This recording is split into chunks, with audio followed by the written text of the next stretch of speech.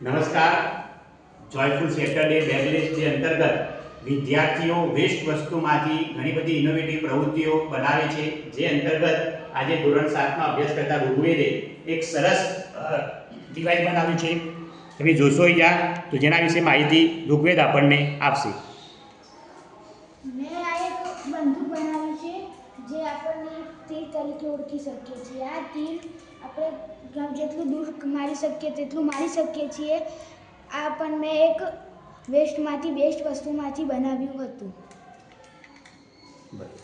આનો ઉપયોગ તમે જોઈશો તો અહીંયા એક છે અને અહીંયા જે પિન છે એની મદદથી આપણે આ વસ્તુ બનાવીને અહીંયા એ વસ્તુ ખેંચતા તમે જોશો કે એની ગતિ પ્રમાણે અહીંથી દૂર જશે. એનાથી 10 ગણી વિશેષ ગતિએ એ વસ્તુ દૂર જાય છે.